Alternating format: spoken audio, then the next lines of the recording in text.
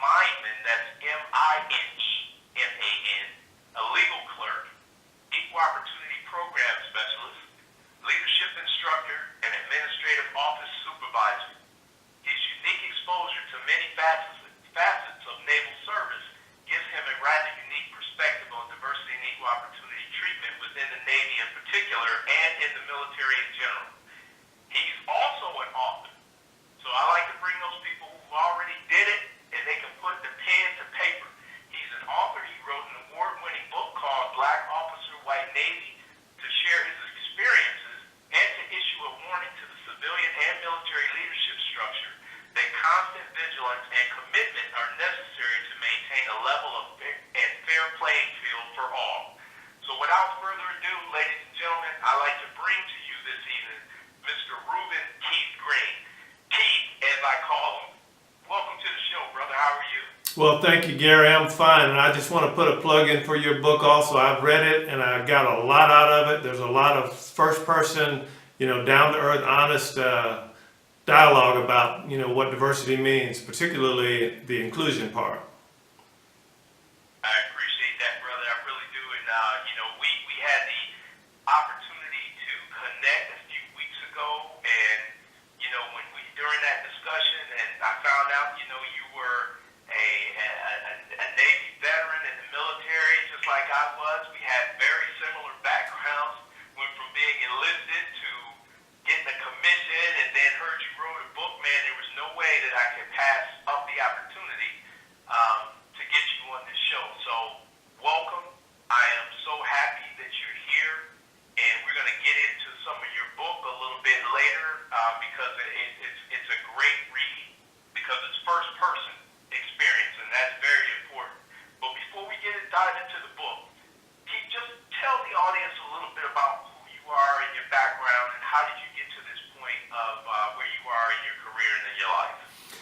Well, as you said in the introduction, I'm a 22-year veteran. I've been retired for 20 years. My father served in the Navy for about 15 years, the Army for a couple of years. His father was in World War II. Of course, he was a stevedore. He died in a veterans hospital from exposure to God knows what, but he never made it home from the war other than to go to a VA hospital and then died there. So my family has about 100 years of military service altogether, counting my brothers, my father, my uncles, and cousins.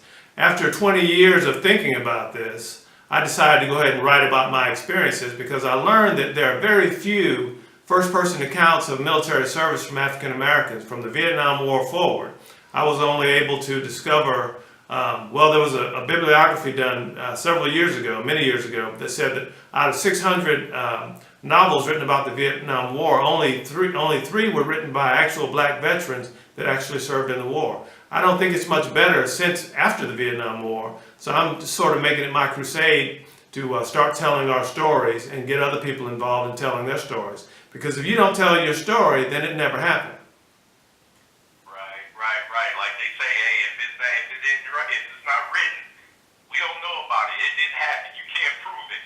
So, hey, listen, I am glad that you took the opportunity to put that experience on paper because our experiences are different somewhat. If you're in the military and just in life, period, your uniqueness is going to give you a unique experience no matter what you do. And you happen to have that unique experience going through the Navy. So, if you will, just tell us about a little bit. I know you gave the audience a little bit about your career, but just talk to us a little bit about your naval career and your experiences that led you to writing the book in the first place. Well, I decided before I joined the Navy that if it was all possible, I was going to become a naval officer. When I was a kid, my nickname was Professor. I read encyclopedias for fun, and that wasn't normal in my neighborhood. So I was kind of an oddball kid. But I decided my mother invested in a set of encyclopedias when she couldn't afford it because that's what I asked her to do, and that's what led me to have a fascination with the Navy. That and the fact that my father was a sailor, and I was just enthralled with the prospect of being a naval officer. So after I quit high school when I was 17 and knew everything, I joined the Navy. And it didn't take very long for me to figure out that there was a lot of racism in the Navy, as my father had warned me about. I had some difficulties my first couple of years because as hard as I was trying, they just didn't seem to accept me. after 2 years in the mine force, I went to Cuba to be a legal yeoman. I was selected to do that even though I was too junior, but I had demonstrated some pretty competent skills. So they sent me down to Cuba to relieve 2 senior people, and I wound up taking on a job that was normally done by 2 people, and I was doing that all by myself. Did a good job in that, but as I was a legal yeoman, I watched the black sailors being punished more harshly than the white sailors. And that concerned me because it wasn't right, and I knew it wasn't right. The Navy was aware of it. We had something called equal opportunity quality indicators. I prepared those every 6 months. And I tried to do what I could to level out the playing field by recommending this is the punishment that should go with this charge. And I watched the captain add an additional level of punishment because he didn't like the way some of the black sailors were talking to him. So it was both a cultural thing. I can't say it was outright racism, but black people talking back to people in authority didn't go over well in the Navy back in the 70s. Well, I can tell you, it probably didn't go over well in any branch of the service back in the 70s, including now. But let's talk about that just for a second, because when you say talking back, in what manner are you speaking of? Was it something that was belligerent? Was it showing disrespect? Or was it simply challenging something that was wrong? It was challenging something that was wrong, which often led to a certain level of belligerence when the captain did not want to hear that this guy is saying he's being treated differently than his white counterparts who had similar offenses and not been written up. And a lot of the petty officers back in those days were from the South. So there was petty officers from the South, and you had a lot of young urban blacks from places like Chicago and Detroit and wherever else might be. And they weren't accustomed to being talked to in the manner that some of these Southerners, it wasn't all Southerners, but they just were not accustomed to being treated that way. You got to remember, this was right after the race riots of the 70s and the Black Power movement and so forth and so on. And things had changed in the black community, and it was difficult for some people to accept that. Right. So what you're saying is, it sounds to me like what you're saying is there was such a cultural divide between those white sailors who were already in the establishment and those who may be from minority community, specifically African Americans, coming into this new type of culture. Is that what I'm hearing you say? That's exactly what I'm saying. I say in my book that primarily the differences were cultural. You had cultural differences, and then you had differences in language. Sometimes I would have to translate what the young black sailors were saying to the captain to make sure he understood it. Because of course they were using vernacular and sometimes slang that wasn't familiar to this 25-year captain, and I had to explain what they were trying to say in a manner that he could understand it. Okay, it's so funny, man, because I tell you, I'm a Sanford and Son fanatic, and that's way back in the 70s. Oh yeah. You know what I'm talking about, the old Sanford shows, right? That's right. And it's funny, if you recall the white cop that was on the show Hoppy.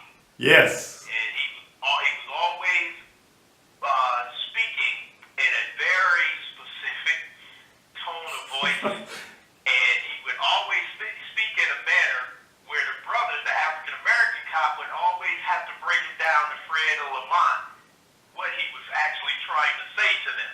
That's right. And you just remind me of that, because on that show, it was a joke, but that was reality, and that's why it was funny, because we know that those things happen. I lived it. Life, I lived it every Friday. right? I lived it every Friday in Captain's Band. That's right. Okay. So at this time, were you in a position of authority, or were you a peer-to-peer with some of the sailors that you were trying to articulate their messages for? Some of them were senior to me. I came down there as an E4 and I left as an E5. So I was very junior. And in that capacity, I also began teaching workshops on women in the Navy and cultural expression in the Navy and military rights and responsibilities. All of those classes that were started out as race relations classes, and then they basically became leadership classes. This is how you interact with people from different cultures. This is how you treat women coming into the Navy. So that was, because I was so junior, I got to see firsthand what some of the senior people actually thought about what I was trying to teach them. And it did not go over well with some of these young officers, some of these senior petty officers, and some of these chiefs. They really didn't want to hear what I had to say. Now, it was military, it was their military duty to listen to me, but they did not hold back in expressing their discontent with what they were. The Navy was changing, and they were hidebound to stick with what they knew. Okay, so it sounds like culture was really deeply entrenched on so many different levels. You know, we're talking about race, we're talking about color, and then on top of that, now you're talking about the Navy culture within itself. And gender, because lots of women were starting to come in the Navy. Yeah, there you go. Yes, absolutely. And all of this stuff is happening during the time when it was turbulent here in the United States. Race riots and marches and protests and all of that kind of stuff. And the military was not exempt from those things. Not at all. I can remember there being riots on military bases. Do you ever, recall having anything like that happen on any of the ships? Not only do I recall it, I was in the middle of it. When I was a shore patrolman, I was a young third-class petty officer in Cuba. Some ships pulled in, and there was a race riot, a little mini race riot on the base. I'm the only black shore patrolman on duty. I'm the junior person on duty, and I had to literally prod the senior shore patrol to step forward and do his job. And in that capacity, I saved the first-class petty officer, a Filipino shore patrolman. He was about to get cut up by some guy with a broken beer bottle, some young black sailor, and I stepped in between him and convinced that young black guy that he didn't want to deal with me and my nightstick. So I escorted the shore patrolman to safety, and then went back to the melee trying to get everything straightened out. But it was senseless. It was really avoidable if some leadership had been shown, but they waited until things got out of hand, and of course that's what it led to.